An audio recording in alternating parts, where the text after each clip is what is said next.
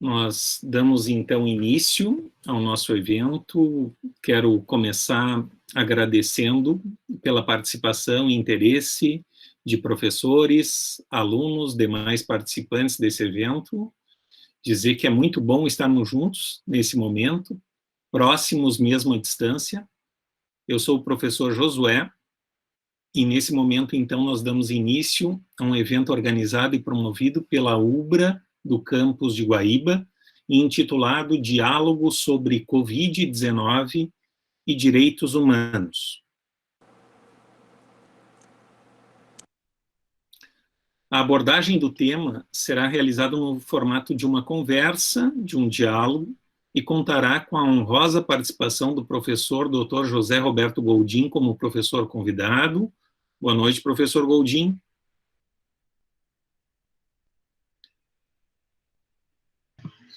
Boa noite, Josué. Obrigado pelo convite. Também dos professores Josué Emílio Miller, que vos fala, professor Alberto Wunderlich, professor Sérgio Roberto de Abril, estes como professores debatedores. Temos professores de diversos cursos presentes conosco, muitos com seus alunos, então passo a identificá-los e agradeço desde já também a participação. Do curso de administração temos a presença do professor Almiro Ferreira, do curso de direito temos a participação do professor Alberto, com a disciplina de Direitos Humanos e Cidadania, da professora Rosângela Dall'Acqua, com a disciplina Estágio em Direito Penal, professora Patrícia Martins, da disciplina de Direito Tributário, coordenador do curso que vos fala, também do curso de Educação Física, a professora Ana Assis, da disciplina de Fundamentos de Ginástica e Ritmos, o professor Luciano Loureiro, da disciplina de Exercício Físico e Saúde, o coordenador do curso, professor Rafael Gil. Do curso de Pedagogia, nós temos a professora Viviana Benetti, pela disciplina de Políticas Públicas e Gestão em Ambientes Educativos, também pela coordenação do curso, professor José Felipe Nunes, da disciplina de Didática, do curso de Psicologia, professora Ângela Wolff, da disciplina de Psicopatologia da Infância e da Adolescência, coordenadora do curso, professora Rafaela Mício. Temos também a presença de membros da equipe de gestão, então, além dos coordenadores de curso, registro a participação da professora Adriana Galerti, coordenadora acadêmica, professora Viviana Benetti, coordenadora de Educação Continuada, professor Milcíades Almeida, diretor do campus de Guaíba. Um agradecimento e uma saudação especial aos professores que fazem parte dessa iniciativa acadêmica, que eu já identifiquei antes, aos quais passo a apresentar muito brevemente. Professor Dr. José Roberto Goldin, é uma das principais referências na área de estudos e pesquisas sobre bioética e ética da ciência no Brasil, também no exterior. Professor e pesquisador de bioética na URGS e na PUC-RS, coordenador do Laboratório do Serviço de Bioética e Ética na Ciência do Hospital de Clínicas de Porto Alegre, URGS. Professor Josué, eu sou professor de Ética, História e Filosofia do Direito, também da disciplina de Ciência Política, Teoria do Estado e da Constituição, coordenador do curso de Direito. Professor Alberto Wunderlich, professor das disciplinas de Direito Empresarial, Ética Profissional, Direitos Humanos e Cidadania, na UBRA. Professor Sérgio Roberto de Abreu, professor das disciplinas de Direito Internacional, Direitos Humanos e Cidadania, Direito Constitucional e Direito Administrativo. Começo, então, agradecendo aos professores que aceitaram o convite, professor Goldin, professor Alberto, professor Sérgio. E antes de nós começarmos o diálogo, de começarmos um momento de reflexão propriamente dito, eu passo algumas orientações e pedidos práticos, e já vi que muitos de vocês já atenderam espontaneamente a esse pedido, tá?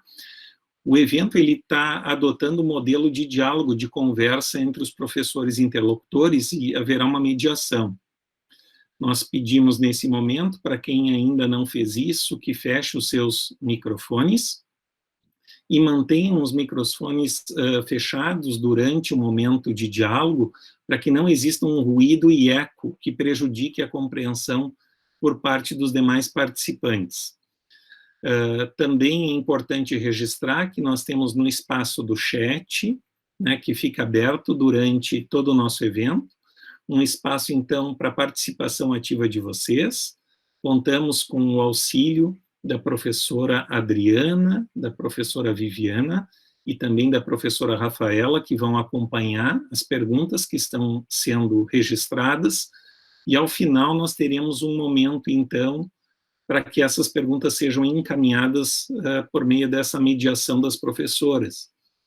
Também informo que esse evento está sendo gravado, né, e contando com o consentimento dos palestrantes, nós vamos, então, posteriormente, divulgar aqueles que se inscreveram e que também tenham interesse em assisti-lo. Bom, eu começo fazendo uma introdução e algumas considerações sobre a nossa temática. O momento que nós vivemos, em função da pandemia da Covid-19, comporta inúmeros desafios. A importância do tema é autoevidente. Para nós nos desviarmos de clichês e reducionismos, nada melhor do que dar espaço para reflexão. Conhecer a dimensão dos problemas a partir da realidade se evidencia como um pressuposto para o entendimento e para o enfrentamento mais adequado das situações. Conhecer os problemas a partir da experiência, as dificuldades imaginadas, pensadas e vividas, e também reconhecer o caminho do desenvolvimento das soluções é fundamental. Importante também é reconhecer as referências e os parâmetros que devem orientar nossas ações e decisões, tanto do ponto de vista ético, do ponto de vista político e do ponto de vista jurídico. Coloca-se a questão de saber de que modo e em que sentido os referenciais normativos e o planejamento podem ajudar, guiar e também delimitar o horizonte de nossas ações e decisões. Os referenciais normativos, os procedimentos pensados, o planejamento ajudam ou atrapalham no processo de tomada de decisão? É uma questão em aberto nesse momento, para a gente refletir. A complexidade dos problemas logo parece evidenciar os limites de simplificações e da rigidez que muitas vezes acompanha pretensões de aplicação de normas, de procedimentos e planejamentos. Ao mesmo tempo, a conjunção de forças, conhecimentos e competências que são exigidas da gente para o enfrentamento dos problemas também parece evidenciar a necessidade de uma interlocução aberta, de engajamento, que sejam, sobretudo, inter- e multidisciplinares. Nesse sentido, nós poderíamos destacar a riqueza de contarmos com diversas perspectivas, das mais diversas áreas do conhecimento, campos de atuação e cursos.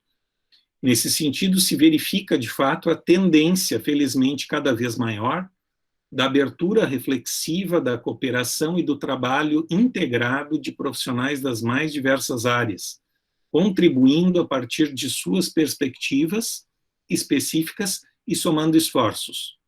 O encerramento e o fechamento de perspectivas parece ser, por outro lado, um sério problema. No lugar de simplificação e rigidez, ao que parece, nós precisamos cada vez mais de compromisso com o enfrentamento de problemas concretos, de flexibilidade, adequação de condutas, ações e decisões. Será que isso, por sua vez, poderia nos afastar dos referenciais valorativos e normativos? Muitas vezes essa pergunta é colocada. Será? Recentemente, além de posicionamentos de membros da comunidade científica, da sociedade, de dirigentes de instituições sociais, no sentido de se destacar a importância de ações coordenadas para o enfrentamento da pandemia, ou seja, a importância de coordenação.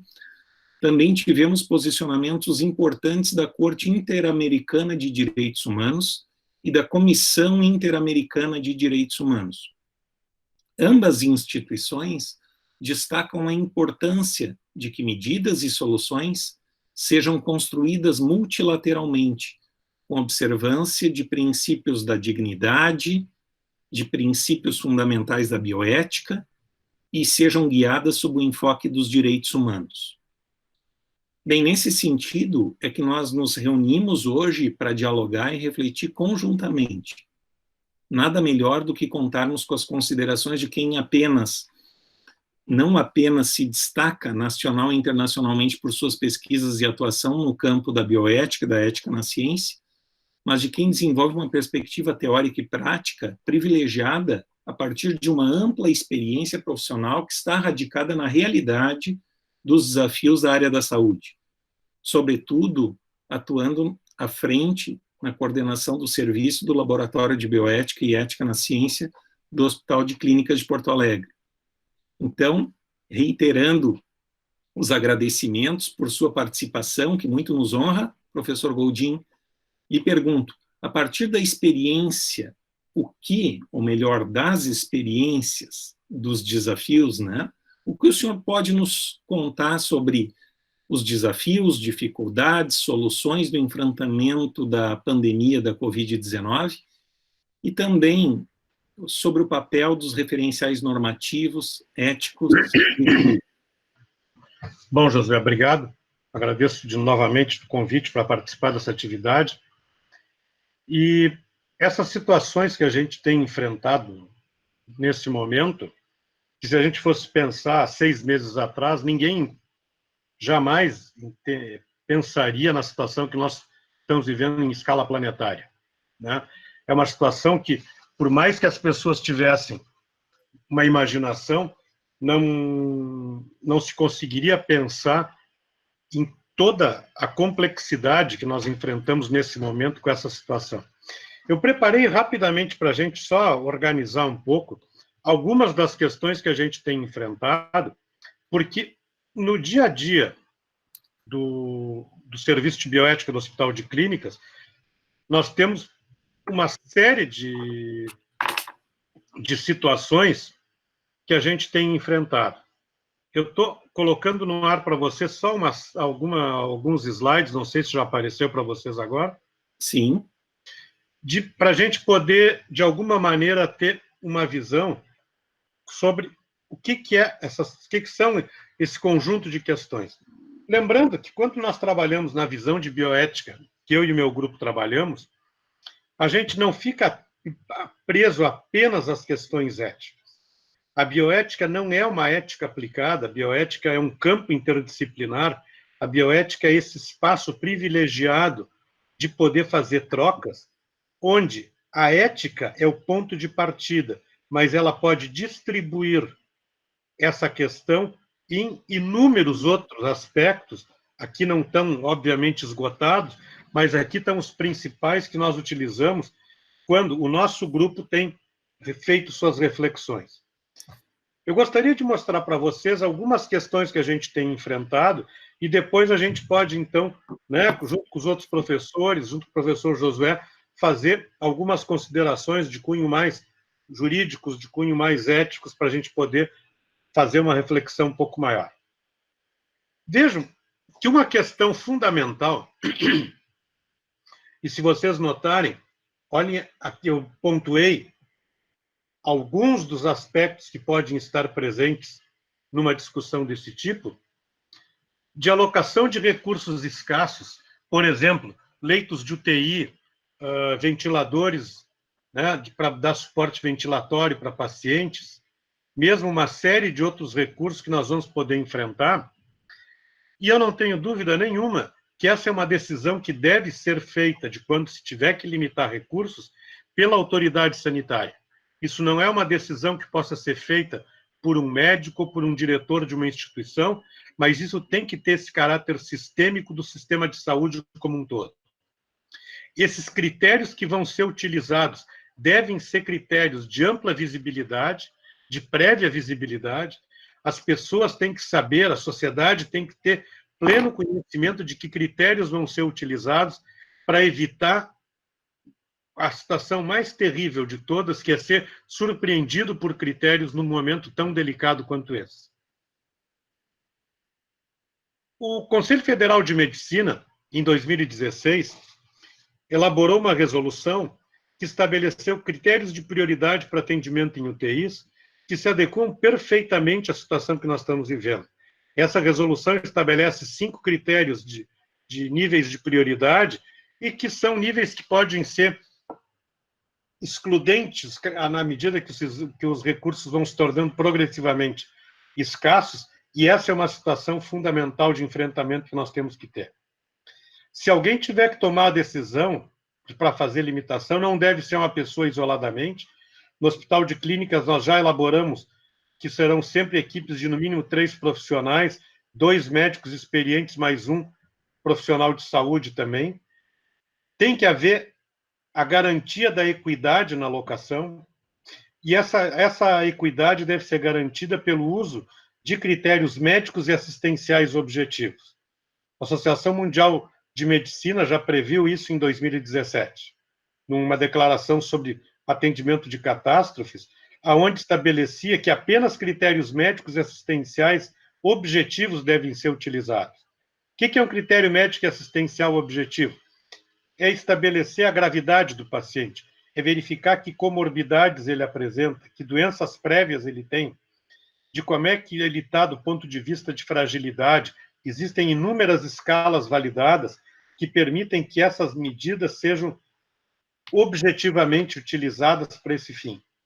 Agora, é intolerável utilizar de forma isolada qualquer critério que não seja médico-assistencial. Por exemplo, idade de forma isolada. Vocês veem que a tentação utilitarista está sempre presente. Na Itália, quando eles estavam numa situação desesperadora por falta de argumentos e talvez de reflexão, principalmente, eles partiram para um corte de idade a partir do qual, independentemente do status de saúde do paciente, ele não seria atendido. Ou seja, um paciente grave, jovem, é tão grave quanto um paciente grave mais velho. E essa situação de usar critérios da economia da saúde, como anos com qualidade, usar o outro critério utilitarista de completar o ciclo de vida, é um absurdo. E vocês veem que tem gente defendendo essa posição. O Hospital Albert Einstein, em São Paulo, publicou uma proposta interna onde utiliza exatamente esses critérios utilitaristas, que são tremendamente discriminatórios. Vocês podem pensar, então, outros critérios, tipo sexo, crença religiosa, orientação sexual, orientação política, que também se enquadrariam, e todos eles estão definidos nessa mesma resolução do CFM como sendo não utilizáveis para fins de priorização de atendimento. Notem que a relação com os pacientes e familiares mudou. Hoje em dia, nós estamos vivendo nos hospitais restrição de acesso a acompanhantes. A gente tinha toda uma ideia no Hospital de Clínicas que já estava implantada, no sentido de que, mesmo na UTI, os pacientes pudessem ampliar o tempo de visita dos seus familiares. No Hospital de Clínicas, nós já estávamos com 8 horas de possibilidade de permanência ininterrupta para os familiares, e atualmente nós tivemos que fazer uma restrição total em algumas áreas, e em outras áreas as visitas estão restritas apenas a meia hora. Ou seja, então tem uma série de situações que a gente teve que restringir, obviamente com o objetivo de fazer uma redução do número de pessoas a terem acesso em áreas de muita probabilidade de contaminação, e isso foi feito. Isso nos gerou uma situação inusitada de ter que lançar mão de visitas virtuais aos pacientes, dos familiares poderem acessar o seu familiar que estava internado, com possibilidade de interação por meio de celular, as próprias equipes fazendo comunicação virtual com dos acompanhantes, inclusive fazendo uma situação extremamente delicada de fazer comunicação de óbito por meio de chamada de vídeo com os familiares, porque não daria tempo de chamá-los, fazer a interação, que seria colocá-los em risco. Existe toda a situação de supervisão virtual a profissionais, vários profissionais com mais de 60 anos ou que tenham outras comorbidades estão afastados da linha de frente, fazendo trabalho em atividade remota, mas que não impede em nada de que a supervisão continue. A gente já tem todo um trabalho que demonstra que o critério de supervisão à distância funciona perfeitamente, que não tem perda de qualidade. Todo mundo que está trabalhando em atividade remota no hospital está com pleno acesso a todos os sistemas corporativos, então nós conseguimos ter acesso a todos os resultados de exame, inclusive todos os exames de imagem. A gente tem acesso a todo o prontuário, e nós temos um sistema que nós estamos utilizando, que é esse mesmo que nós estamos utilizando agora, que é o sistema de Hangout, que a gente consegue, pelo Google Meet, fazer reuniões, a gente consegue fazer rounds com as equipes sem problema nenhum. Um problema que está acontecendo é que as pessoas, às vezes, compartilham informações de pacientes em redes sociais. Na ânsia de querer ajudar, algumas informações vão para as redes e são coisas muito ruins. Na área do direito, tem uma questão assistencial na relação com os familiares, que foi muito interessante, que numa portaria conjunta, que é a 01/2020, do Conselho Nacional de Justiça e do Ministério da Saúde, abriu a possibilidade de fazer sepultamento dos cadáveres sem a certidão de óbito. Ou seja, uma vez dada a declaração de óbito, ela seria suficiente para permitir o sepultamento, para evitar que esse corpo pudesse ficar por algum tempo, né, sem o devido à documentação, e essa portaria do CNJ e Ministério da Saúde autoriza que a certidão pode ser dada após o sepultamento, facilitando essa rotina. Qual foi o problema? É que as pessoas confundem esses nomes, e a Veja publicou que o Conselho Nacional de Justiça estava autorizando sepultamento sem atestado de óbito. Ou seja, sem que um médico desse esse documento, que é chamado erradamente atestado de óbito, que o nome correto é declaração de óbito, e que seria um absurdo total, né? Mas que na cabeça das pessoas isso aí acabou gerando uma discussão, e eu acho que é fundamental que a gente possa aclarar essas questões de uma forma muito simples para a compreensão das pessoas. Nós também temos tido intensa relação com a imprensa. Vocês viram, talvez, muitos de vocês devem ter visto, que fotos de profissionais do Hospital de Clínicas, em função de um conjunto de fotografias da agência France Press, acabou girando o mundo, em todos os jornais do mundo, essa foto, várias fotos do hospital apareceram, e nós estamos tendo um cuidado no hospital. Nós temos um grupo de profissionais que envolve pessoal da área de comunicação, pessoal da área médica, pessoal que faz controle de processos do hospital, nós da bioética, que avaliamos todas essas fotos. Ou seja, de todas as fotos da France Press que foram liberadas, nós demoramos mais de 4 horas de avaliação, tentando ver se tinha algum detalhe que poderia identificar um paciente que poderia gerar alguma situação de constrangimento. A mesma situação envolve as entrevistas com pacientes e profissionais. Esses contatos são todos mediados por profissionais de saúde que já atendem os pacientes e os familiares antes que o acesso dos jornalistas ocorra. E o grande problema que a gente está vendo é a quantidade de pessoas que ficam supostamente dando divulgação de dados assistenciais populacionais que geram confusões nas cabeças das pessoas. As pessoas não entendem esse volume de dados que está sendo liberado na imprensa, na parte epidemiológica, principalmente, e algumas pessoas começam a dar palpites que são extremamente delicados, se a gente for pensar no acompanhamento dos resultados dessa situação.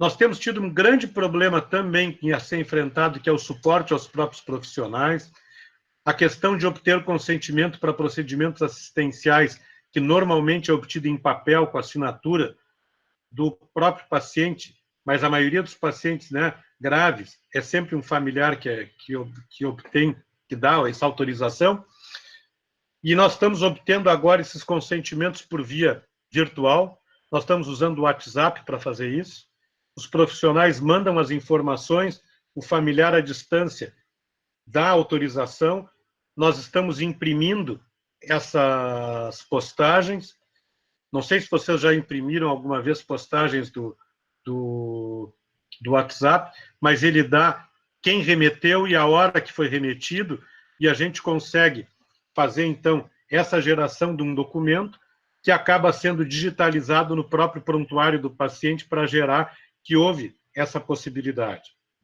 Tem todo esse problema dos usos de medicamentos off-label, o mais famoso de todos é a cloroquina e a hidroxicloroquina.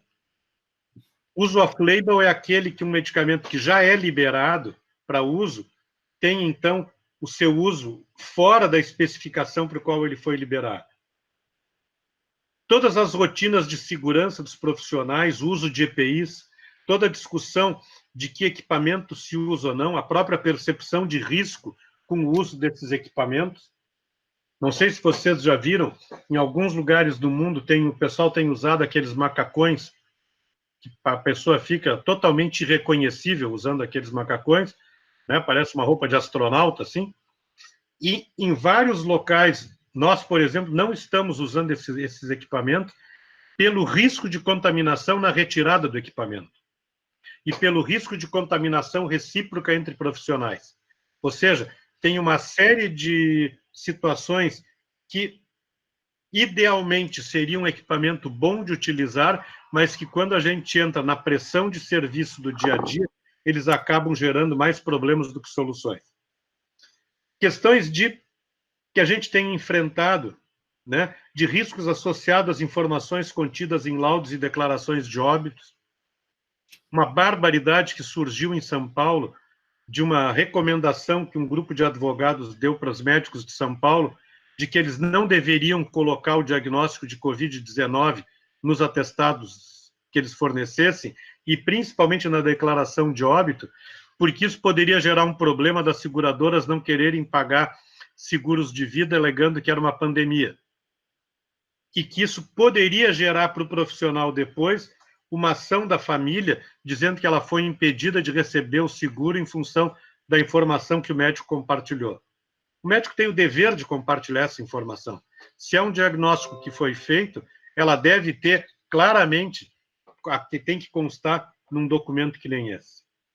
Uma outra situação delicadíssima que nós estamos enfrentando é que, no início da pandemia, os profissionais estavam sendo muito reconhecidos, todos elogiados, chamados de heróis, e hoje nós já estamos mundialmente numa situação clara de discriminação dos profissionais de saúde. Vocês viram que aqui em Porto Alegre nós tivemos vários episódios disso, né? Motoristas de aplicativo que, quando abrem a chamada para poder recolher o passageiro e veem que o destino é o hospital ou o ponto de saída é o hospital, cancelam as chamadas. Pessoas que não são aceitas mais em reuniões sociais por serem médicos ou enfermeiros, mesmo estando com máscara e tudo, eles não acabam sendo, né, o pessoal acaba discriminando.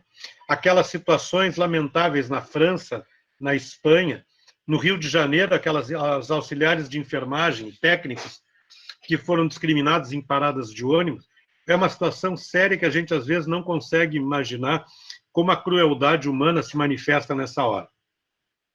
Todas as situações de incerteza, de insegurança e ansiedade que nós estamos vivendo, e principalmente o esgotamento emocional que os profissionais de saúde estão enfrentando. Ou seja, vocês imaginam o que é trabalhar num ambiente absurdamente tenso, de pacientes progressivamente muito graves, e vocês mesmos estarem com alto risco de uma contaminação presente, com quadros, em alguns lugares, muito mais reduzidos. Hoje eu estava falando com uma ex-aluna minha, que é intensivista no norte do Brasil, e contando as condições de trabalho que eles estão tendo, são lamentáveis. E com muita gente sendo afastada por questão de estar contaminada, então dando uma sobrecarga ainda maior para os profissionais que ficam na linha de frente. Situações de risco adicional com todas as repercussões para os outros pacientes que não têm Covid, como redução de acesso, prolongar tempo de espera para realizar consultas, cirurgias eletivas, a disputa por esses recursos assistenciais finitos, além de, por exemplo, risco adicional em transplantes de órgãos e tecidos, porque o sistema não está conseguindo fazer os testes de identificação da Covid nos doadores em tempo hábil para permitir a utilização dos órgãos. Então, isso já fez com que algumas instituições e alguns sistemas estaduais de alocação de órgãos já incluíram essa possibilidade da contaminação de Covid também no termo de consentimento para receber um órgão. Na geração de conhecimento, na execuibilidade, na relevância de pesquisas, existe toda uma dificuldade de entender que produzir dados é diferente do que gerar conhecimento. Todos os dias vocês estão sendo inundados de dados e que não geram quase nada de conhecimento. Nós estamos tendo que manter uma avaliação rigorosa dos aspectos éticos e metodológicos, avaliar a viabilidade prática de projetos de pesquisa, monitorar a alocação dos pacientes para diferentes projetos competitivos. E vocês veem que todo esse conjunto de execução está gerando alguns problemas. Por exemplo, aquele problema daquele estudo feito em São Paulo, que começou a realizar um estudo muito, mas extremamente com uma falha ética e metodológica importante, e que eles divulgaram como se já fosse um trabalho publicado, quando sequer foi submetido para uma revista, no intuito de querer forçar a situação de afirmar que uma determinada droga já era segura. Aquele outro estudo, que agora é objeto de uma avaliação pelo Ministério Público Federal, que é o estudo aquele que em Manaus ocorreu 11 mortes usando cloroquina, que é um negócio super delicado, que vai ter que ser muito adequadamente avaliado. Toda a divulgação de conhecimentos gerados, vocês veem que está saindo um artigo a cada 3 minutos, hoje em dia. Só para vocês terem uma ideia. É um volume absurdo, se vocês forem pensar. A maioria desses artigos não estão tendo avaliação por pares, os editores estão colocando em todos eles, como dizendo que eles estão fazendo um processo de liberação muito rápida. Vocês veem que já tem mais de 5.000 artigos publicados em diferentes revistas no mundo inteiro, e o número de pré-prints, que são esses artigos que não são sequer avaliados por um editor previamente, é um volume que a gente não tem mais nem condição de saber qual é o volume de informação que estão sendo gerados por aí. Conflitos de interesse, vocês estão vendo inúmeros. Recentemente, uma empresa farmacêutica disse que já liberaria uma vacina em janeiro do ano que vem, quando sequer eles têm uma vacina desenvolvida e muito menos testada. O que aconteceu? As ações daquela empresa subiram imediatamente. Ou seja, todas essas situações de conflitos econômicos e políticos envolvidos nessas situações são extremamente delicadas. E o uso compassivo de drogas experimentais é diferente do que o uso off-label. O uso off-label é quando eu já tenho uma droga liberada que eu troco a utilidade dela. Aqui não, eu tenho uma droga que sequer foi colocada no mercado e que eu antecipadamente permito que algum paciente receba essa droga como assistência, porque ele já não tem mais nenhuma linha de tratamento. Isso foi utilizado nos Estados Unidos com um antiviral que era promissor, mas que já está demonstrando que não vai ser efetivamente uma droga candidata, que é o Redensavir, que já tinha sido liberado para alguns pacientes na condição de uso compassivo.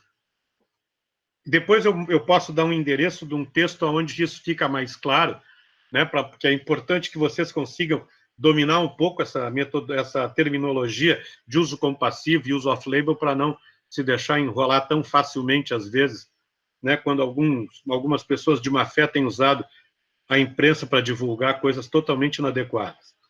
E, para terminar, eu acho que uma questão fundamental era diferenciar essas questões do que afinal é isolamento, quarentena, confinamento, distanciamento social, para a gente poder ter essa visão um pouco mais abrangente.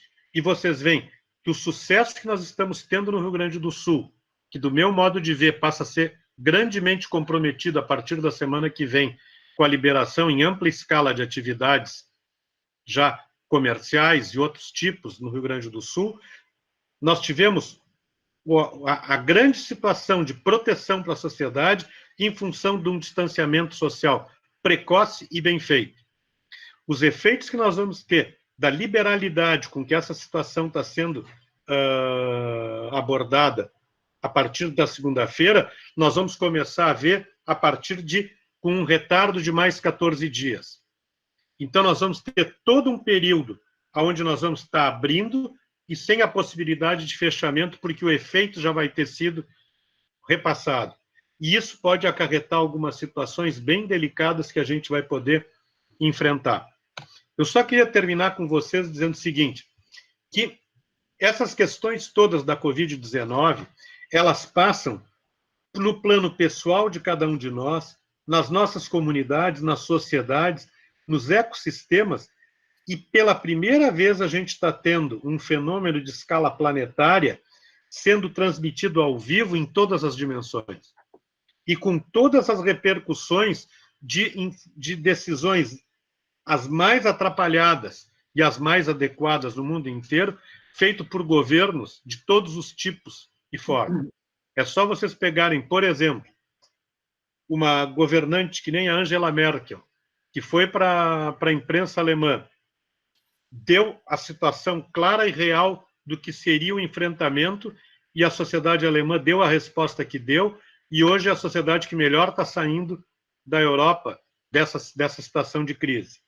E vocês pegam o exemplo norte-americano, que está sendo uma situação que beira o desvario, se vocês forem pensar, com recomendações totalmente estapafúrdias, que nem as de ontem, que o presidente norte-americano deu para as pessoas tomarem produtos que são produtos de limpeza, né?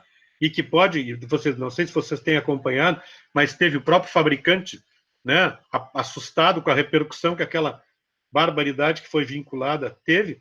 E essas situações muito díspares têm gerado questões que, para nós, são muito desafiadoras em toda a escala. Eu queria só ressaltar para vocês, assim, nesses dois endereços, principalmente no de baixo, naquele que é um blog que eu criei só para essas questões da Covid, ali vocês têm todas essas reflexões já em forma de texto, que fica mais fácil, talvez, né, de digerir, porque é um volume de informações muito grande. Eu vou parar por aqui para a gente poder ter o espaço de interlocução. Muito obrigado, desculpe ter me alongado. Não, que isso, muito obrigado, professor Goldin. Vários aspectos mencionados nos fazem muito pensar, várias distinções que nós não conhecemos assim tão bem, mas que nos mostram a complexidade de todos esses desafios enfrentados na área da saúde, né? Por outro lado, mencionando alguns dos aspectos, né, o problema da tentação utilitarista, do juízo de conveniência também, né, sempre retorna com muita força nas situações de crise, né?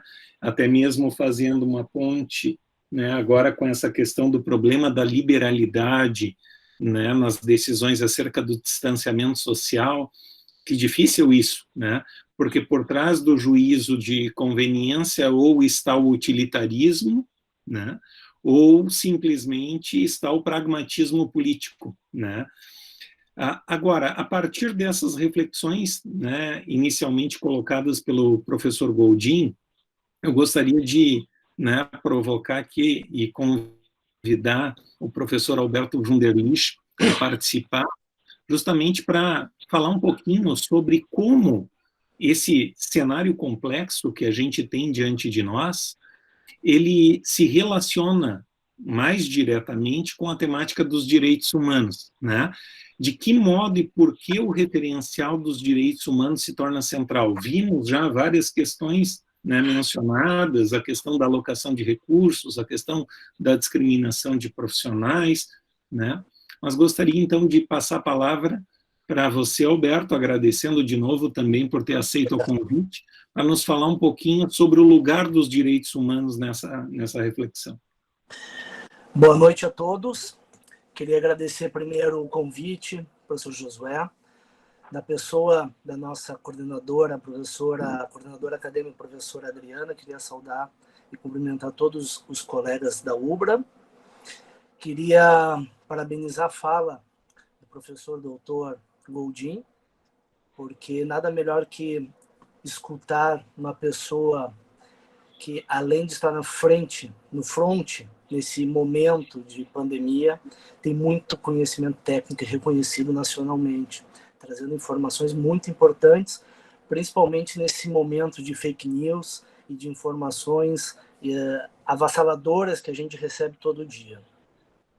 Eu vou tentar ser bem direto, professor Josué, até pelo tempo, que é breve, e a minha ideia é falar um pouco sobre a preocupação da Corte Interamericana de Direitos Humanos, que, dia 9 de abril, publicou uma declaração com a preocupação dela, e o Brasil faz parte da Organização dos Estados Americanos, da OEA, a preocupação dela de como os Estados membros estão combatendo a pandemia, levando em conta, em primeiro lugar, a vida, a saúde, os princípios da bioética e o cuidado especial com os vulneráveis.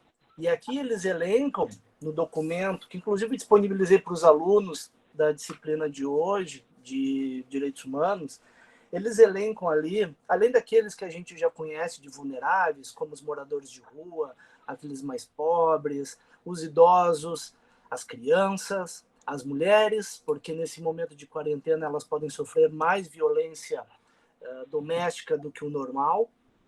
Eles trazem 2 pontos que eu queria chamar a atenção. Um deles é sobre os profissionais da área de saúde. O cuidado com essas pessoas que estão no front, que estão ali no dia a dia, colocando em risco a própria vida ou a vida de seus parentes, de seus familiares, ao retornar para casa contaminado com esse vírus.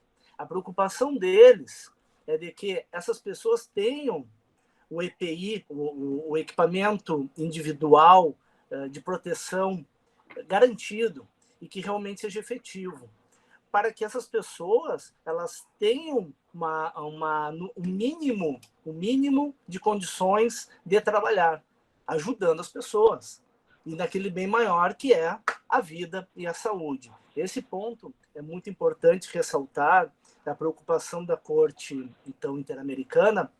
E o segundo ponto, eu não posso deixar passar, porque também é uma preocupação muito grande, tanto da Corte Interamericana, mas também de forma geral aqui no nosso país, que acaba trazendo uma conexão para as 2 áreas que eu atuo na UBRA, que é a parte empresarial e a parte dos direitos humanos. A Corte Interamericana, então, traz a preocupação na preservação dos postos de trabalho. Preservar postos de trabalho está muito linkado à questão da empresa. E falando em empresa, nós temos que falar em função social dela, que é algo que, na verdade, pouco se fala no Brasil e poucas acabam exercendo essa função social, que, na verdade, é um valor, né? É algo que, na verdade, é um propósito da própria empresa, mas que isso ainda não está absorvido pelo nosso empresário. Então, essa reflexão sobre função social, que apesar de, desde 1976, já estar lá no artigo 116 previsto que na sociedade de ações os acionistas devem respeitar a função social da empresa, muito pouco se fala pouco em função social. Nós não viramos a chave ainda e continuamos pensando que a empresa ela tem que existir só para obter lucro.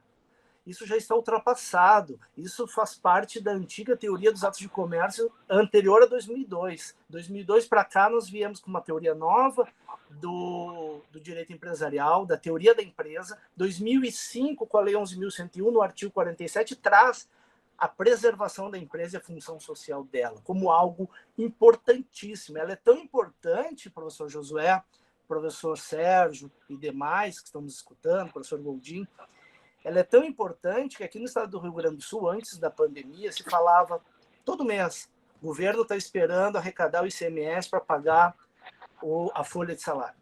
Ela é tão importante. Tá, e o que tem a ver função social com direitos humanos e preservação de postos de trabalho. Tem tudo a ver, porque o artigo 170 da Constituição trata da ordem econômica. E dentro da ordem econômica, tem como princípio, lá no inciso 8, o pleno emprego. E também uma forma de diminuir as desigualdades. Se isso tudo não tiver relacionado, eu já não entendo mais nada. Então, nós temos que tratar a relação de direitos humanos, que tem como seu princípio basilar a dignidade da pessoa, de forma conjunta com esse mundo capitalista que a gente está vivendo. Dezembro de 2019, agora, antes da pandemia, estourar a pandemia, os grandes representantes das multinacionais nos Estados Unidos se reuniram para discutir justamente qual é a função da empresa hoje no mundo e falaram sobre função social. Então, essa reflexão, e eu acredito até que seja uma questão de perspectiva, e aqui nós falamos de desafios e perspectivas, é que, no futuro, as empresas assumam a sua função social. E aí eu me pergunto, o que é função social, Alberto? Porque eu não sou do direito. Função social é mais difícil conceituá-la do que dizer aqueles que não cumprem. É parecido com a dignidade da pessoa humana. A função social, uma empresa que cumpre a sua função social, ela paga um salário digno, ela respeita seus consumidores, ela gera impostos, ela paga os impostos, ela, de certa forma, não fere o meio ambiente, ela tem a sua responsabilidade dentro do nosso sistema, dentro da sociedade. Não é só a busca como era antigamente do lucro. Abrir um negócio só para o lucro. Isso é do pequeno, médio e grande.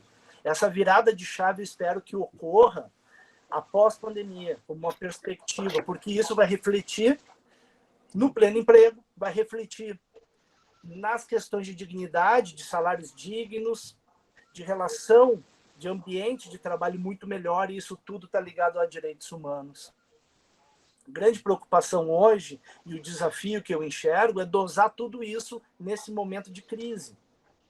Dosar a questão da saúde com a questão da economia, enxergando o direito empresarial nesse meio dessa confusão toda.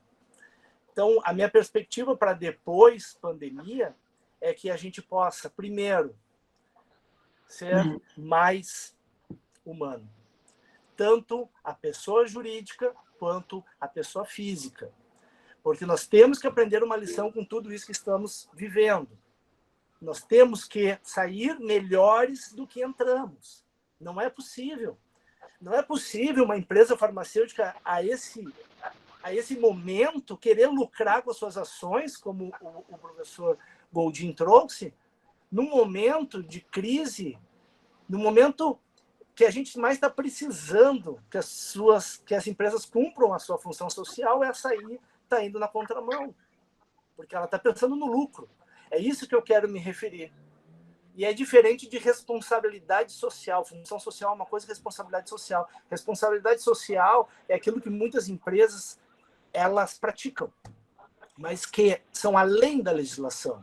Adotam uma praça, um canteiro. É muito aquilo que o nosso pastor Peterson faz na instituição, junto com a comunidade. Isso é responsabilidade social. A função social é diferente. A função social ela é inerente ao negócio. Isso tem que ser internalizado pelo nosso empresário aqui no Brasil, sob pena de a gente continuar na mesma batida, não sei até quando. A Corte Interamericana, então, traz essas preocupações e que, para mim, professor Josué e demais, estão todas interligadas. Para falar de direitos humanos e garantir a proteção dos vulneráveis, nós temos que falar de garantias da questão economia. Nós precisamos dosar isso. E aí fica na mão de cada gestor, de cada cidade, de cada estado e do ente federativo. Eu não quero me estender muito, professor, eu não sei quanto tempo eu tenho ainda. Fique à vontade.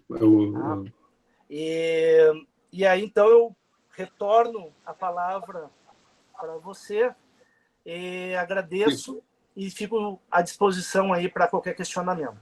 Perfeito, muito obrigado, professor Alberto, pelas considerações, né? Eu acho muito interessante, né? Nós, nesse momento, também linkando com a temática dos direitos humanos, destacarmos a diferença, mas também a relação entre esses dois institutos importantes da função social, da responsabilidade social, do desafio que nós temos hoje, né, em relação a atrelarmos a proteção de princípios que nos são fundamentais, como da dignidade, os direitos humanos a partir destes princípios, com também o desenvolvimento do capitalismo, né? Muito se tem falado que o coronavírus ele já mudou as nossas vidas, mas também muito se fala que ele mudará para sempre as nossas vidas, né? Existe também, querendo enxergar algo de positivo, né, neste momento, né, difícil pelo qual todos nós passamos em algumas sociedades e alguns estados e municípios mais do que nós, né? Mas querendo enxergar algo de positivo, olha, que nós possamos tirar lições importantes, né? E nesse sentido, em relação também ao papel que cabe às empresas fazer, né? O professor Alberto menciona, olha, essa recente declaração da Corte Interamericana, e se soma a ela também posicionamentos importantes, logo depois, um dia depois, publicados pela Comissão Interamericana, num documento chamado, vamos ver se vocês conseguem enxergar, Pandemia e Direitos Humanos, um longo documento, este da Comissão Interamericana de Direitos Humanos, que tem 85 recomendações, né?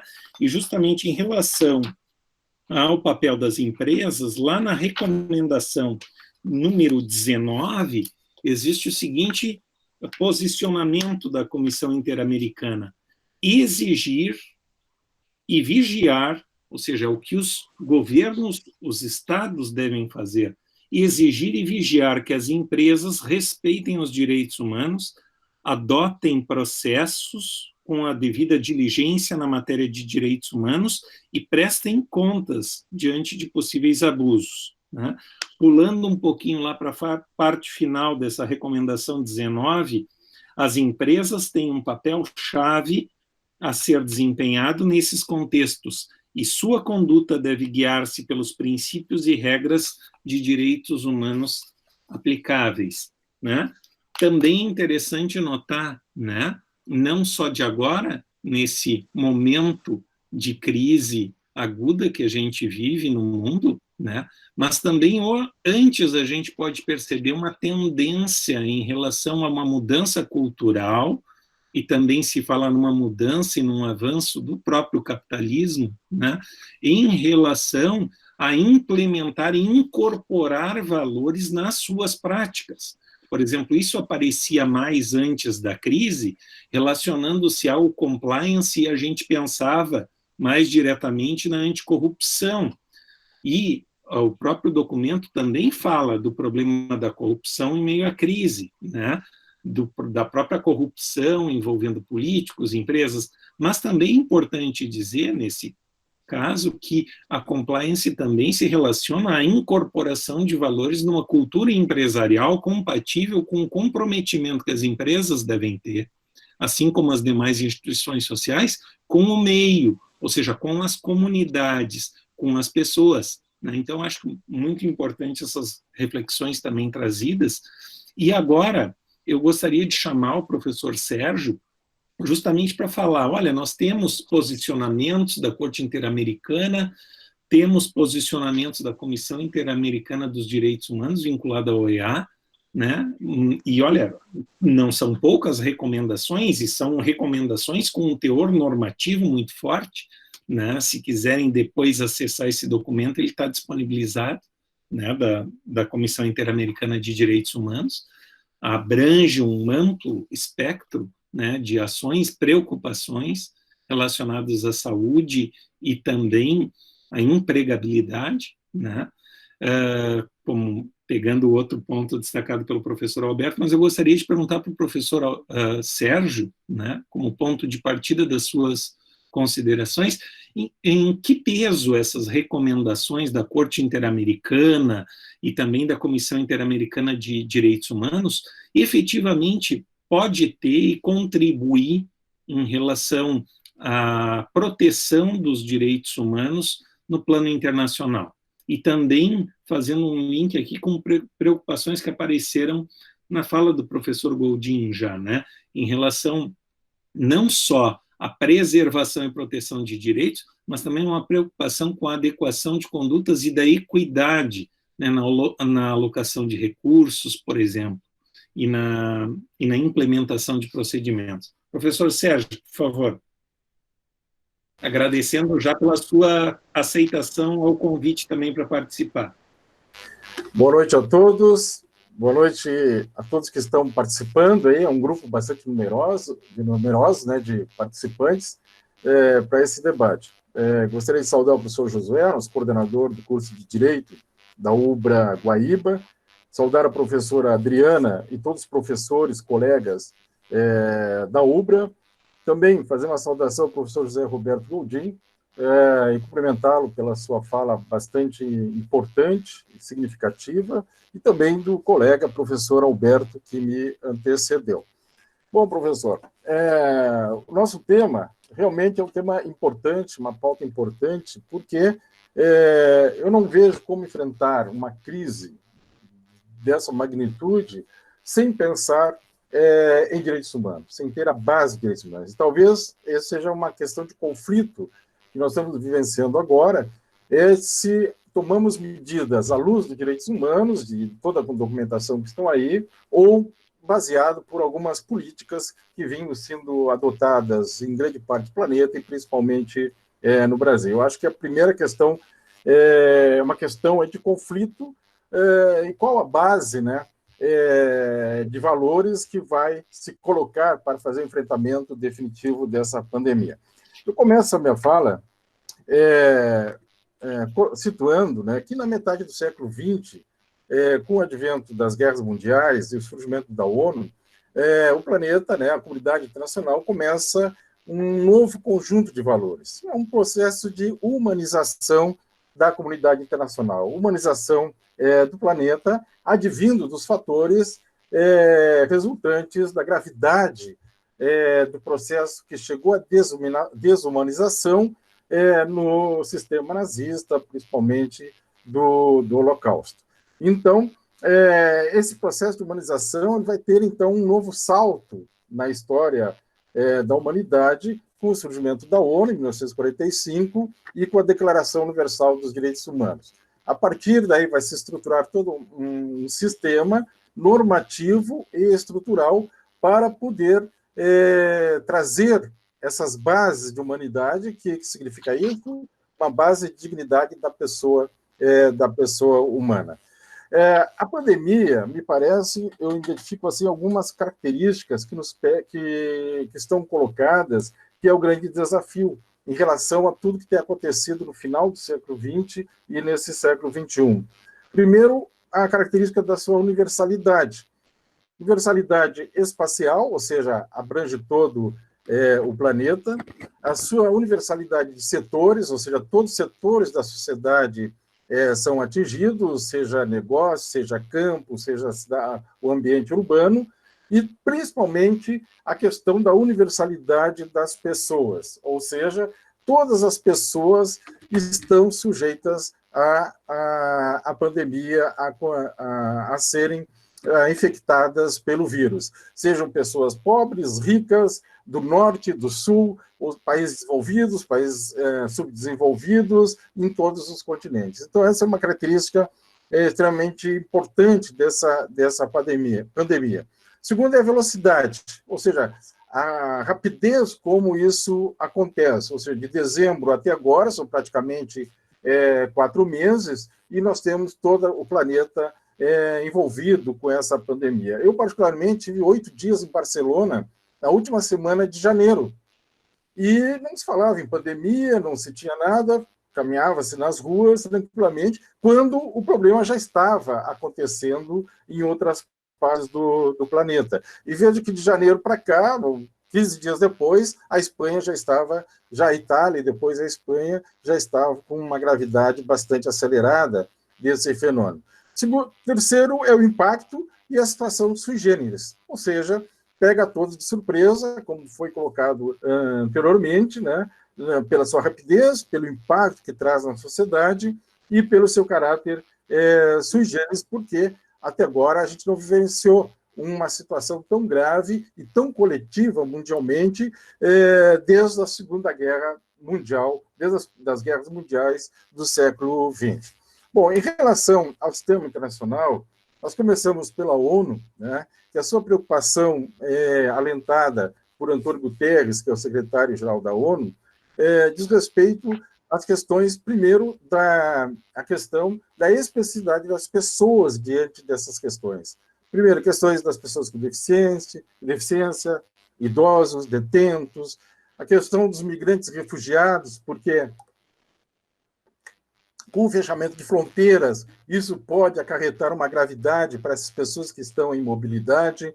A questão das crianças, mais de 188 países, as crianças estão em casa, então estão longe da educação, dos seus professores, dos seus educadores, as comunidades indígenas, a questão que já foi colocada em relação ao gênero, a questão da mulher. Antes da pandemia, no mundo, 1 a cada 5 mulheres era vítima de violência doméstica. 60% das mulheres trabalham em economia informal. E como isso está acontecendo agora? Algumas notícias colocam que esses índices de criminalidade têm diminuído. O que tem diminuído realmente é o índice de comunicações e de oficialidade dessas questões. Outra medida que preocupa a ONU, tanto como o sistema interamericano, da Comissão e da Corte, são as medidas de emergência adotadas pelos Estados. Isso tem que ser medidas que sejam aliadas aos princípios da legalidade e da proporcionalidade. Ou seja, elas têm que ter um fim específico, têm que ser temporárias. Elas não podem afetar os direitos fundamentais e os direitos humanos das pessoas. E outra, a nível de comunidade internacional, são as medidas coercitivas unilaterais com Estados. Ou seja, há muitos Estados no planeta que estão sob medidas de sanções econômicas, de bloqueios econômicos. E isso pode trazer uma catástrofe muito séria nesses Estados. E, diga, por exemplo, a Venezuela, aqui no continente americano, o próprio Irã e outros países que estão sofrendo medidas coercitivas. Então, e ainda, como o Guterres já colocou, a questão do cessar-fogo. Ele faz um apelo à comunidade internacional que cesse qualquer conflito armado e conflitos de guerra em algumas localidades. Mas também, como foi colocado pelo professor Goldin, através dessa lógica do utilitarismo, é a questão da estigmatização, da xenofobia e do racismo. Então, esse é um outro ponto que afeta diretamente a dignidade da pessoa humana e que precisa ser controlado no advento e no segmento do desenrolar dessa pandemia. A Declaração Universal de Direitos Humanos garante o direito à saúde, o bem-estar, e também o Pacto Internacional de Direitos Econômicos, Sociais e Culturais, que também traz como direito à saúde como um direito humano fundamental e que os Estados têm que prever e buscar tratamentos às epidemias, pandemias, etc. E como estrutura foi criado a Organização Mundial de Saúde e que, na sua Constituição, traz os princípios muito básicos, importantes, e que estão aplicados hoje no desenvolvimento dessa pandemia. E diz que a saúde é um estado de completo bem-estar físico, mental e social, e não somente a doença. Então, aqui, uma das provocações significativas que vai decorrer para o debate hoje e futuro é qual a noção do serviço de saúde, do direito da saúde. Né? O que significa a saúde? O conceito da OMS ele é bem ampliativo nesse sentido. E diz que a saúde de todos é essencial para conseguir a paz e a segurança. e depende da cooperação dos indivíduos e dos Estados. Vejo que a cooperação dos indivíduos e Estados hoje ela está presente, é necessário que os Estados tenham esse processo de cooperação para o enfrentamento conjunto, e não simplesmente centrarem-se no conceito do Estado Nacional com uma soberania absoluta e com muros fazendo limite entre os seus territórios. É preciso que esses muros eles sejam derrubados e haja maior processo de cooperação. E a cooperação dos indivíduos, né, como foi colocado anteriormente, é extremamente importante, porque, principalmente no final do século XX e agora no século XXI, se recrudesceu a noção do individualismo. O que é o individualismo? É enxergar a pessoa humana na sua individualidade e não no seu contexto social. Por isso que alguns discursos, né, tentam afetar os direitos sociais, minimizar os direitos sociais e afirmar somente aqueles direitos individuais, como o direito da liberdade, principalmente da liberdade do mercado. E o individualismo a gente vê no dia a dia. Né? Vejo que a semana, quando se começa a afrouxar algumas medidas relativas ao distanciamento social, nós já vemos as pessoas indo para a rua, o mesmo com as medidas restritivas, nós vemos algumas pessoas nas praças, indo para o supermercado com família, já indo para as lojas, circulando nas vias públicas, como não se tivesse acontecendo nada. Ou seja, as pessoas pensam que o que está acontecendo é com os outros, o que está acontecendo é lá na Europa, o que está acontecendo é em outro estado, e não está acontecendo aqui conosco. Quando, na verdade, nós temos que romper essa ideia de individualismo e procurar uma sociedade mais coletiva, onde eu pense no outro, onde eu pense na coletividade, onde eu penso que o meu ato, a minha ação, o meu procedimento, ele tem reflexo no outro. E essa pandemia, ela está trazendo muito isso, que a ação individual é uma ação que tem reflexo no outro. E se eu não ter cuidados, se eu não ter a preocupação de prevenir e de contribuir, certamente essa pandemia ela pode ter um efeito muito mais elevado em relação às pessoas. Como foi colocado, né, também no sistema interamericano, a Comissão Interamericana de Direitos Humanos ela produziu uma resolução, né, que já foi citada, onde nós podemos reduzir a 4 pontos extremamente importantes. O primeiro é a compreensão do direito à saúde como um direito autônomo. Então, esse é um debate que nós temos que fazer. Ou seja, o direito à saúde não é um adjetivo do direito à vida. O direito à vida é um direito individual, importante, é o básico. Mas o direito à saúde, ele é um direito social. Ele é um direito em que todos precisam contribuir e todos precisam ter o seu acesso. Ou seja, o direito à saúde é um bem público.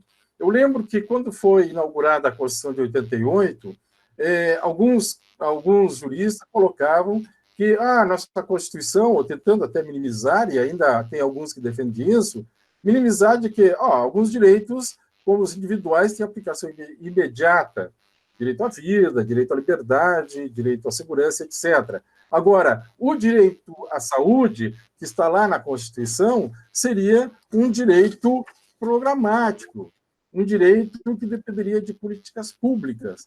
Na verdade, pelo ordenamento internacional e também pelo próprio conceito dos direitos fundamentais, o direito à saúde não pode ser simplesmente tido como uma norma programática que vai fazer alguma coisa quando puder.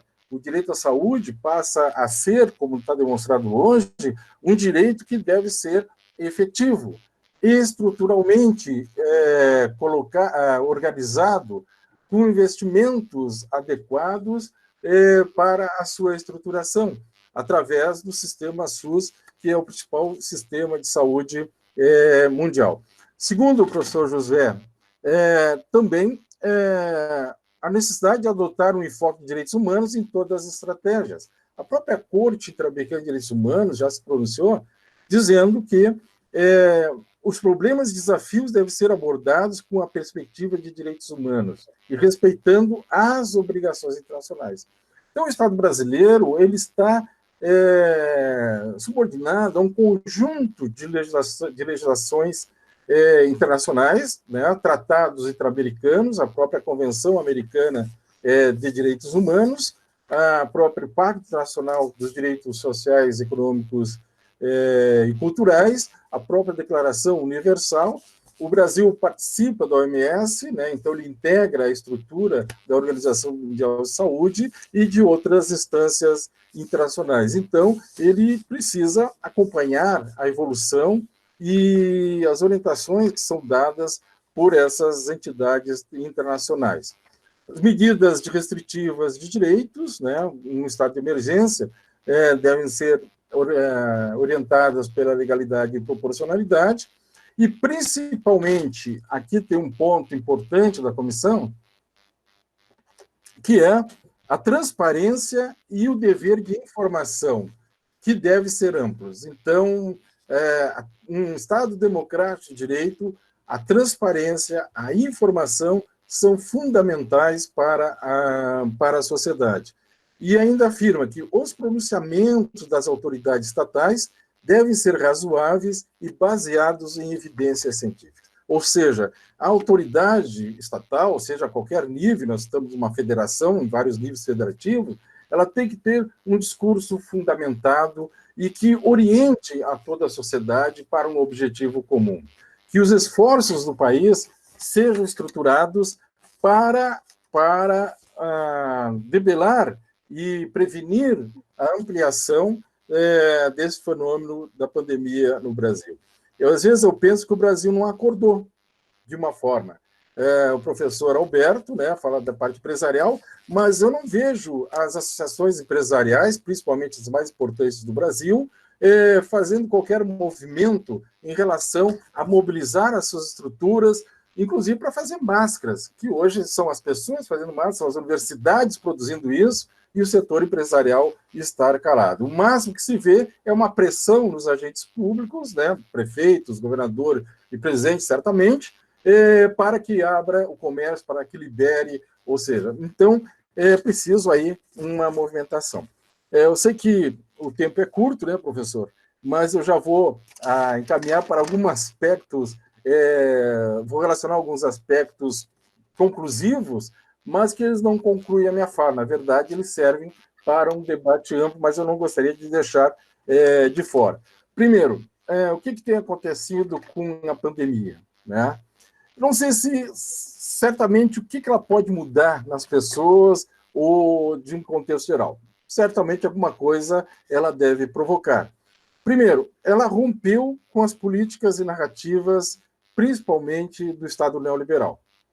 Ou seja, aquele Estado que começou a ter força no final do século XX e agora no século XXI, principalmente na América Latina e em alguns estados europeus, estão tendo um choque muito grande, porque não há explicação dos teóricos de como enfrentar uma pandemia com esse efeito a partir das políticas neoliberais, que no Brasil vem sofrendo amplamente com o desmonte dos serviços públicos, principalmente da saúde. Eu vejo que no Rio Grande do Sul, os profissionais da saúde públicos estão há mais de 50 meses sem receber o salário em dia. Então, que política de saúde se tem num Estado que não paga em dia os seus servidores? Segundo, a nível internacional, políticas bilaterais começaram a ser adotadas, principalmente a partir do governo Trump nos Estados Unidos, né, tentando diminuir a importância das relações plurilaterais, movido certamente por uma disputa de hegemonia mundial. Então, isso é um tema que vai ser que está sendo atacado agora.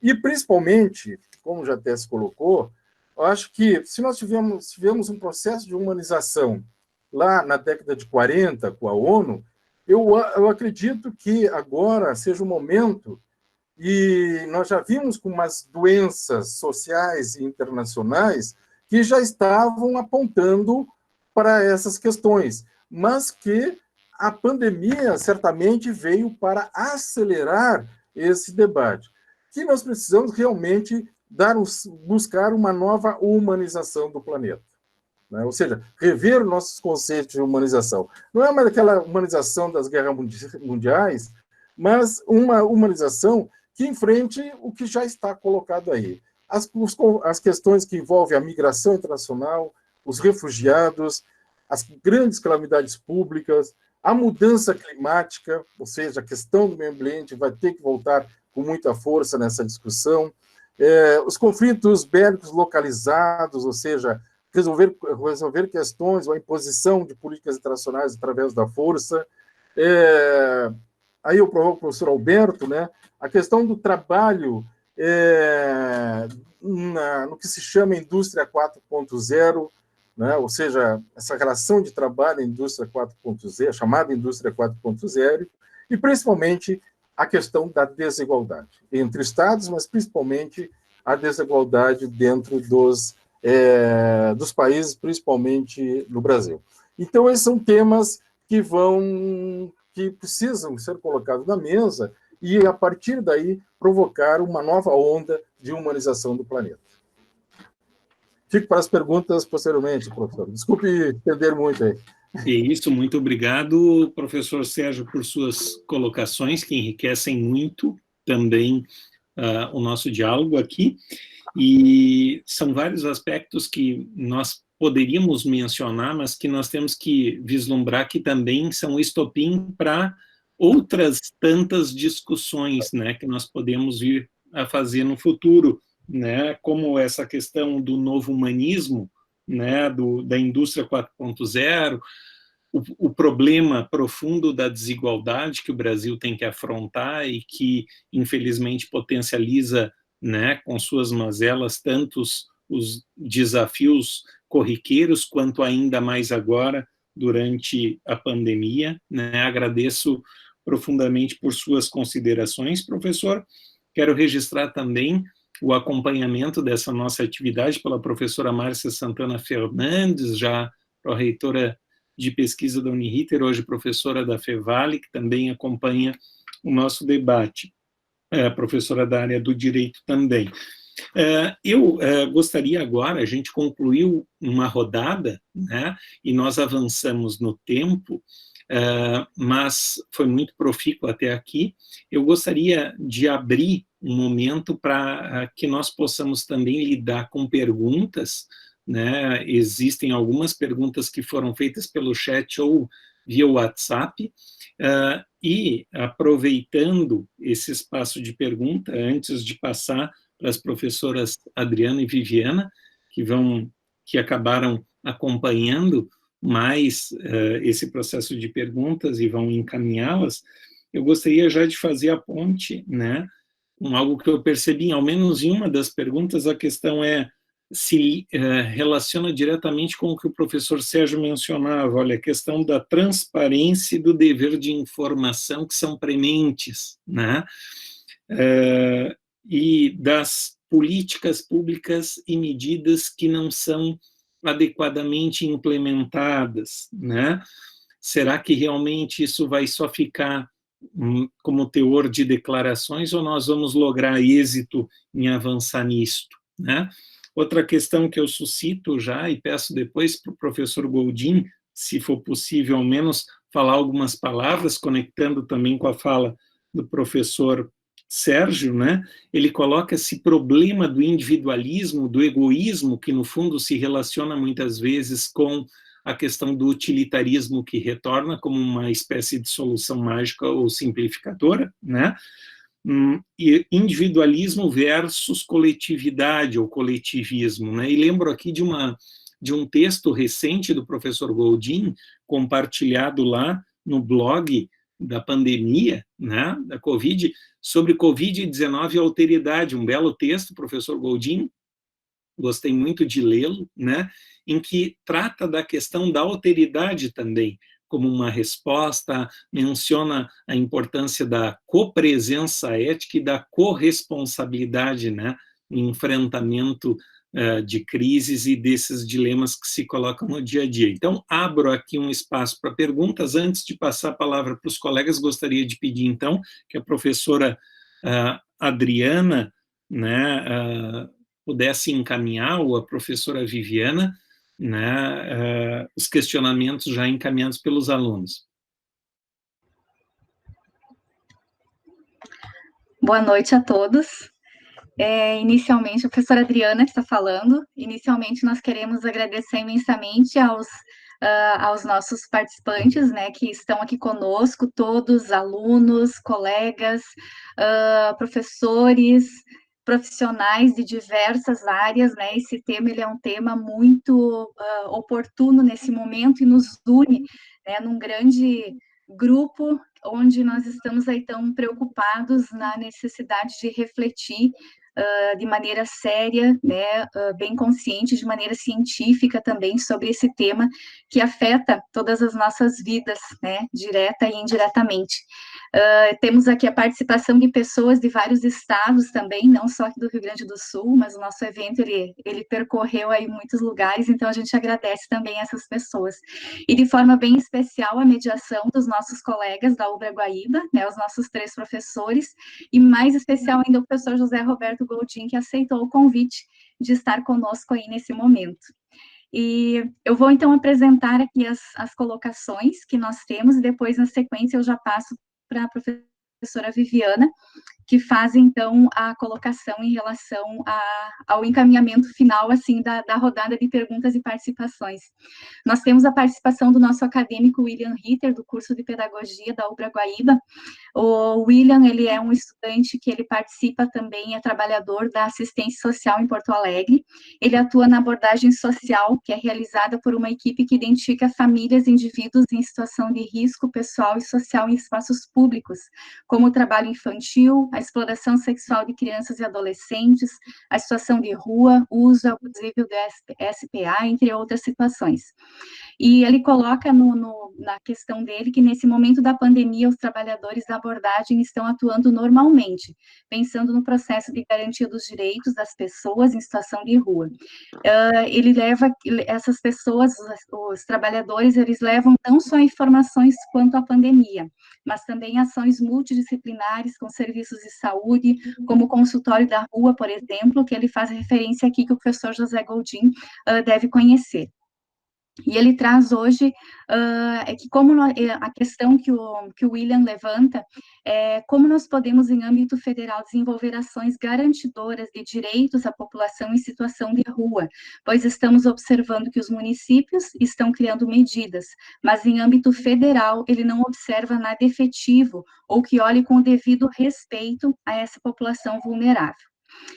Tivemos também a participação da Daniele Barbieri Elm, acadêmica do nosso curso de Direito da UBRA Guaíba. Ela faz referência às palavras do professor Alberto, agradece, né, os conhecimentos trabalhados aqui, e ela coloca assim que ela infelizmente não vê o Brasil adotando medidas coerentes em questão de saúde e economia. O que ela vê são interesses políticos, onde a população fica em meio ao fogo cruzado. A mídia tendenciosa só deixa as pessoas com mais dúvidas, sem esclarecimentos e agindo de má fé. E ela destaca as palavras que o professor Alberto mencionou, que nós temos que sair disso melhores do que entramos. Porém, ela não sabe se isso será possível pela falta de educação, né, que já foi debatido aí. E o professor José Felipe de Quadros, é o nosso professor do curso de Pedagogia. Ele faz uma pergunta em relação às declarações indicando medicamentos sem comprovação, como isso abala a questão da ética. E com isso, então, nós reunimos as colocações, as participações, né? Nós já estamos aí com um horário avançado, como o professor Josué colocou, mas a conversa está muito boa, né? A gente está muito feliz com esse momento acontecendo na nossa instituição, onde cada um no seu espaço, no seu local, consegue virtualmente se reunir para um momento tão precioso de troca de informações e ideias. E desde já a gente agradece, e eu passo à professora Viviana, que também tem uma pergunta que ela quer colocar, e depois a gente retorna aí para os professores fazerem, o professor Josué, né, fazer os encaminhamentos da mediação desse conjunto de respostas. Obrigada.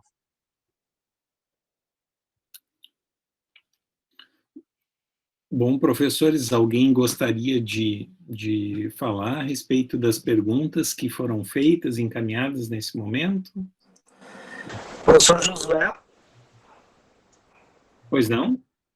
Eu posso responder a pergunta da Daniele, que foi bem direcionada à minha fala. Sim, pode seguir, professor. E também já fazendo um gancho com a fala do professor Sérgio, quando ele aponta, e com certeza, que pouco se viu as associações, os setores aí empresarial se mexerem até agora em ajudar.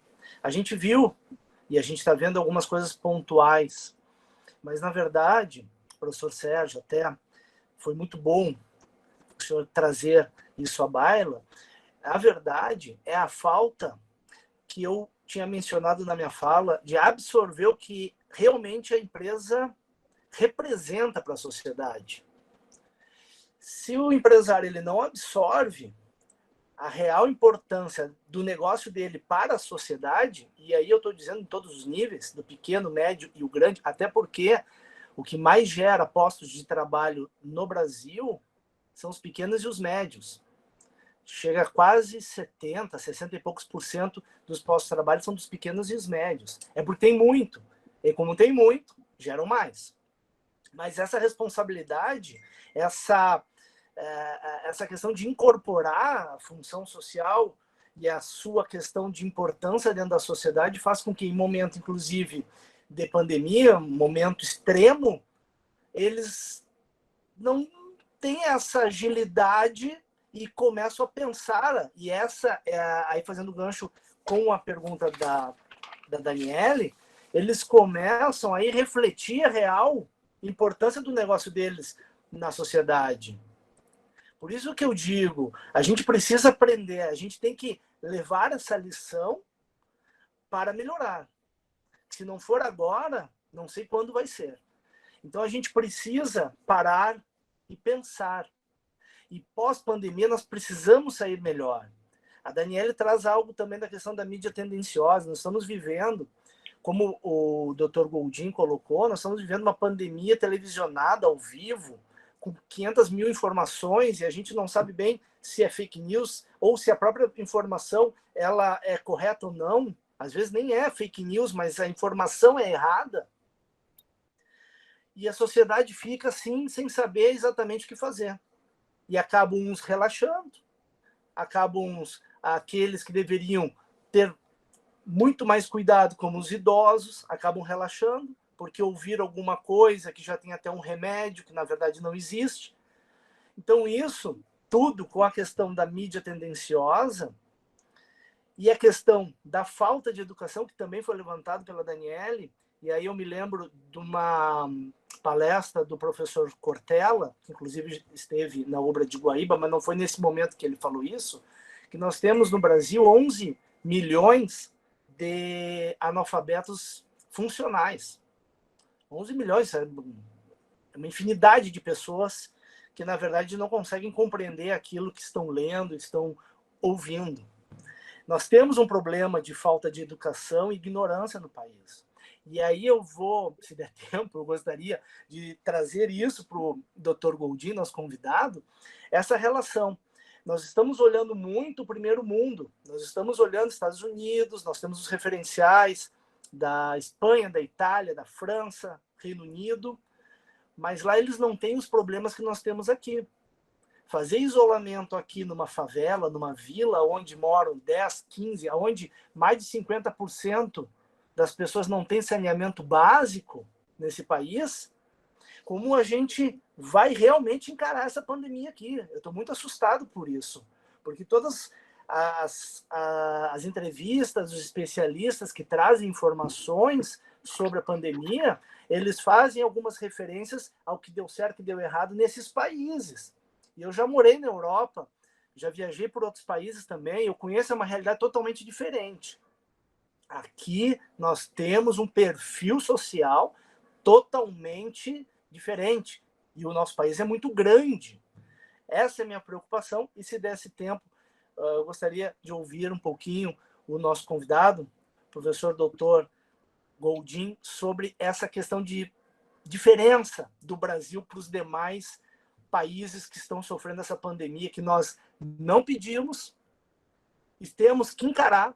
E segundo, a Corte Interamericana de Direitos Humanos, nós temos que encarar, não esquecendo dos direitos humanos das pessoas e tratando de forma mais específica aqueles vulneráveis. Eu passo a palavra para o professor José para continuar, então, com o debate. Não, assim, gostaria de ver, professor Goldin, gostaria de participar, professor Sérgio. Não, acho que posso fazer só... Queria só fazer rapidamente uns 2 comentários só. Primeiro, eu gostei muito das falas que foram realizadas, eu acho que são todas muito adequadas, muito oportunas. Eu acho que essa questão do enfrentamento em diferentes países é uma realidade. A gente não tem noção de como que a coisa vai acontecer realmente. O que realmente nos dá um diferencial importante no Brasil é o fato da gente ter um sistema de saúde que tem dificuldades, sem dúvida nenhuma, mas que é um sistema que existe como sistema. É o contrário do que, por exemplo, vocês podem ver o que está acontecendo nos Estados Unidos, onde não existe uma lógica de sistema de saúde, existem lógicas individuais de prestadoras de serviço. O serviço de saúde pública nos Estados Unidos é muito deficiente, e a situação está calamitosa justamente por isso. A gente não tem noção direito de como que essas situações foram enfrentadas em outros países. Por exemplo, na Índia, é uma incógnita do que aconteceu na Índia. Em vários outros países, a gente sequer tem notícias adequadas dessa situação. E nós vamos ter que enfrentar do jeito que a gente conhece essa situação. Eu acho que a gente tem uma situação que é peculiar em algumas áreas do Brasil, em outras o Brasil tem realidades muito díspares, né? Eu digo, a gente não pode pegar aquelas grandes comunidades de São Paulo e do Rio de Janeiro e transpor para a realidade daqui. Aqui, os nossos agentes comunitários de saúde continuam podendo entrar em qualquer comunidade. Eles entram, existe uma presença do Estado na área da saúde, representada pelos agentes comunitários de saúde. Em várias comunidades do Rio de Janeiro e de São Paulo, isso não existe. Ou seja, essa é uma situação que vai ter uma variabilidade muito grande, e vocês veem o seguinte, com todas essas situações, nós estamos passando, falando na realidade aqui do Rio Grande do Sul, muito bem. A questão toda, por exemplo, do enfrentamento que Manaus tem, que está uma situação absurdamente caótica, é fruto de uma deficiência crônica que eles tinham. Vocês imaginam um estado que tem uma dimensão continental que nem o Amazonas. As únicas UTIs do estado estão todas localizadas na capital, com deficiências importantes de funcionamento e de capacitação. O número de cirurgiões torácicos, o número de pneumologistas e principalmente médicos intensivistas é muito reduzido nessas regiões. Então, a qualidade do atendimento prestado também compromete pela falta de capacitação para enfrentamento de uma situação tão dura como essa que nós estamos enfrentando. Eu queria resgatar 2 pensamentos, só para aí eu já posso até encerrar minha participação. Primeiro, é de que aquela antiga noção de vulnerabilidade acabou. Aquela vulnerabilidade estática que a gente estava acostumado, nem o professor Alberto colocou, de grupos específicos, eu sou vulnerável por pertencer àquele grupo, sendo uma criança, seja um idoso, seja uma mulher, um deficiente, seja lá quem for.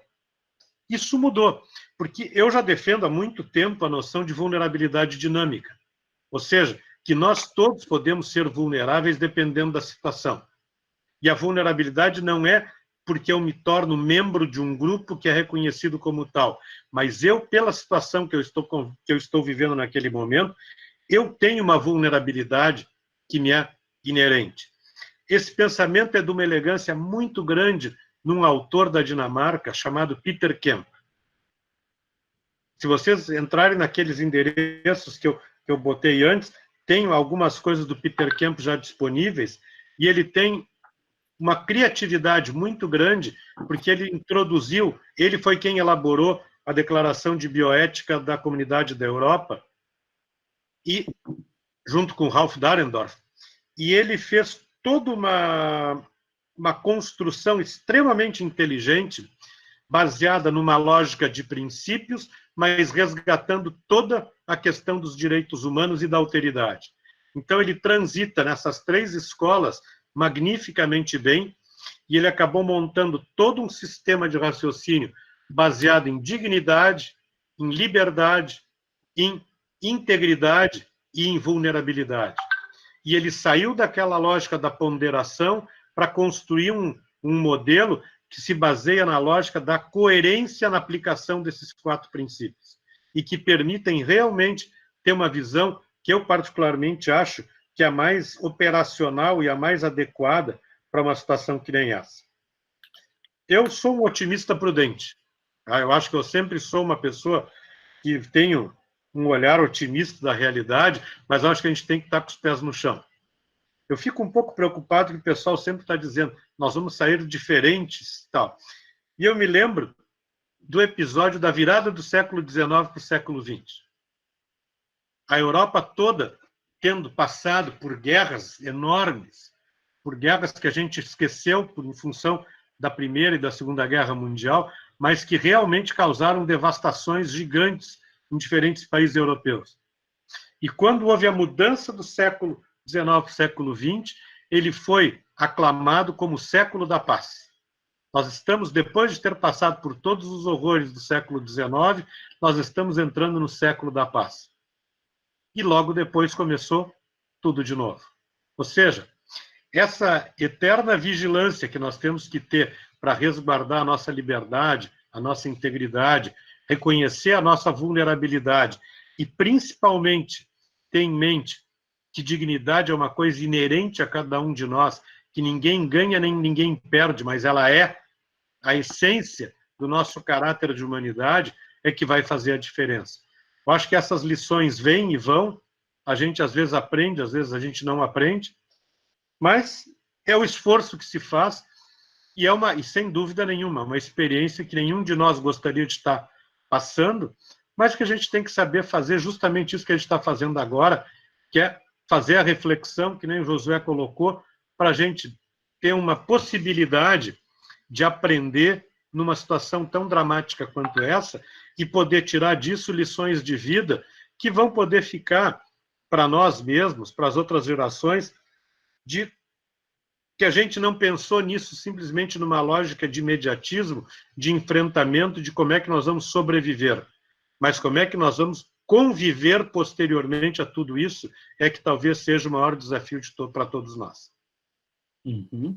Muito obrigado, professor Goldin, pelas suas palavras. Gostaria de verificar se o professor Sérgio gostaria também de ter uma palavra nesse momento. A gente está se encaminhando já para o encerramento da nossa atividade. O professor Sérgio gostaria de ter uma participação ainda? Sim, professor, só rapidamente, né, algumas questões pontuais que foram colocadas, né? Primeira questão da transparência, que foi uma das perguntas. Realmente, o Estado democrático, uma democracia, ela tem como pilar a transparência. Transparência pública. A transparência dos governos, dos seus propósitos, dos seus objetivos, dos dados, das informações. E, principalmente, no momento em que nós estamos vivenciando, nós precisamos saber de dados corretos, nós precisamos saber da realidade, para que a gente possa se situar. Também foi colocado em relação aos moradores de rua, né? Realmente, os moradores de rua são os que nós podemos chamar de invisíveis dentro da sociedade. Nesse momento,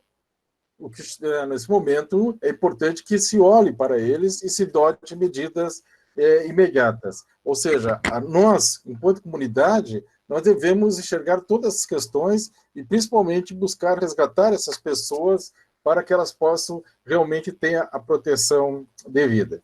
Me chama a atenção que uma colega colocou sobre a questão da mídia, chamando de mídia tendenciosa. Eu acho que a gente tem que ter um cuidado quando se fala na mídia e se reproduz alguns termos que muitas vezes correm por aí.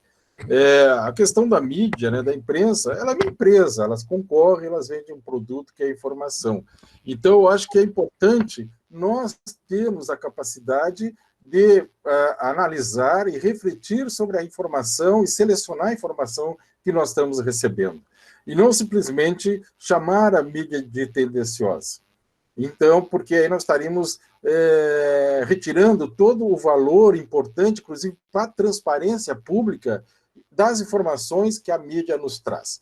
Eu tenho acompanhado alguns programas de televisão na mídia que são extremamente esclarecedores e orientadores em relação à pandemia. Então, a mídia, o que nós temos que ter um cuidado que a mídia não seja envolvida, né, num propósito político dentro da sociedade. E, por fim, concordo com as importantes conclusões do professor Goldin, né? Eu acho que o fundamento, né, que deve estar colocado, e que talvez se há um ensinamento a tirar dessa pandemia, é que existe um ser humano, e esse ser humano tem dignidade. E o Estado tem que estar aí para garantir a dignidade da pessoa humana. O objetivo do Estado é garantir, preservar a dignidade da pessoa humana. E mais agora, é compromisso de toda a sociedade pensar o ser humano e garantir a sua dignidade.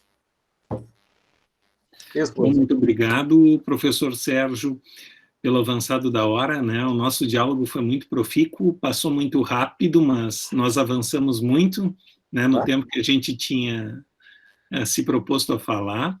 Eu quero agradecer muito aos professores que participaram desse diálogo, quero agradecer muito profundamente ao professor Goldin, professor convidado que aceitou participar dessa roda de conversa com a gente, quero agradecer a todos os professores dos diversos cursos que nos acompanharam e também alunos dos diversos cursos, com várias interrogações e colocações pertinentes também pelo chat, que venham tantos outros eventos, e eu acho que a mensagem final do professor Goldin, também repercutida pelos professores Alberto e Sérgio, né, é de que o nosso desafio agora é como vamos conviver daqui para frente, né?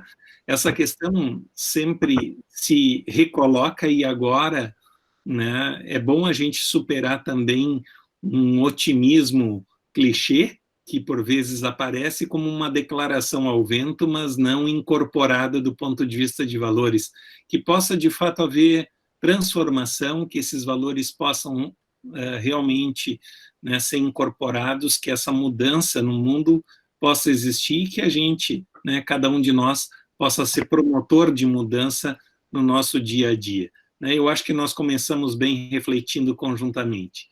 Muito obrigado a todos, não posso deixar também de agradecer ao apoio da professora Viviana Benetti, da professora Adriana Zimmer, né, também Gallert, no acompanhamento das questões e nos encaminhamentos. E vou fechar então esse evento agradecendo de novo a todos e que venham tantas outras reflexões conjuntas. Boa noite a todos.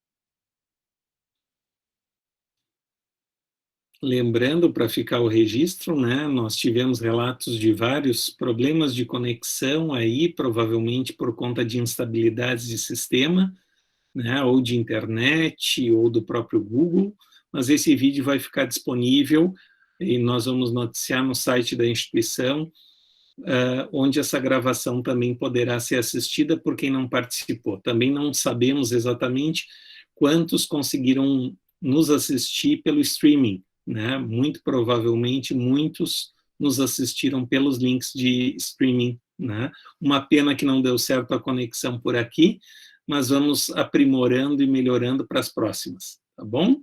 Boa noite a todos.